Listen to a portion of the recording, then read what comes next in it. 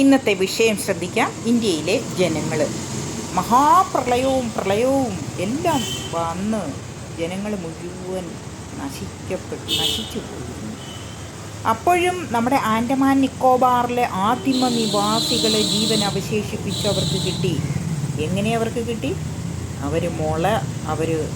മുളയാണ് അവർ ഉപയോഗിച്ചത്.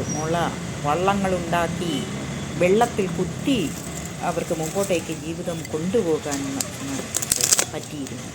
ഒരിക്കലും നശിച്ചു പോകത്തില്ല ഈ മുള എന്ന് പറയുന്നത്. കോൺക്രീറ്റ് ചെയ്യാൻ പോലും പണ്ട് കാലത്ത് കല്ലൻ മുള കീറിയിട്ട് കമ്പിക്ക് പകരം ഉപയോഗിച്ചിരുന്നു. അപ്പോൾ ഈ ആദിമ നിവാസികൾ മാത്രമേ ഉള്ളൂ നമ്മളുടെ ആദിമ ജനത എന്ന് പറയുന്നത്. ബാക്കി എല്ലാം ജനസമൂഹങ്ങളാണ്. ഇവിടെ ഒരു ബാക്ക്വേർഡ് കമ്മ്യൂണിറ്റിയും ഇല്ല, അതർ ബാക്ക്വേർഡ് കമ്മ്യൂണിറ്റിയും ഇല്ല. ഇവിടെ ആകെ ഉള്ളത് ആദിമ നിവാസികളായ ആൻഡമാൻ നിക്കോബാറിലെ ജനങ്ങൾ മാത്രമാണ്. അപ്പോൾ ആരാണ് ബാക്ക്വേർഡ് കമ്മ്യൂണിറ്റി, ആരാണ് ഉയർന്നവർ? ബ്രാഹ്മണർ, ക്ഷത്രിയർ, വൈശ്യർ, ശൂദ്രരെന്നൊക്കെ പറഞ്ഞാൽ അപ്പോൾ എന്താണെന്നുള്ളത് നമുക്ക് നോക്കാം. അപ്പം തലച്ചോറ് വെച്ച് അറിവ് കൊടുക്കുന്നവർ, ഗുരുക്കന്മാരിൽ നിന്ന് അറിവ് നേടി പഠിച്ചും പ്രകൃതിയിൽ നിന്നും കണ്ടെത്തി മുമ്പോട്ടേക്ക് അറിവ് കൊടുക്കുന്നവരാണ് ബ്രാഹ്മണർ, തലച്ചോറ് വെച്ച്.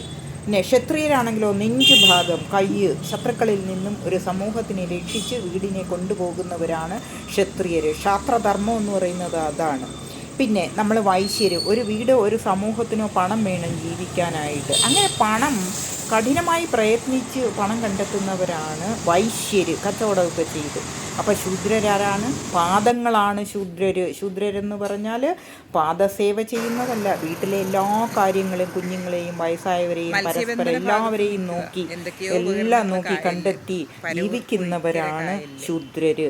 പാദങ്ങളില്ലെങ്കിൽ ജീവിക്കാൻ പറ്റുമോ? അതുകൊണ്ടാണ് പാദ നമസ്കാരം നമ്മൾ ചെയ്യുന്നത്.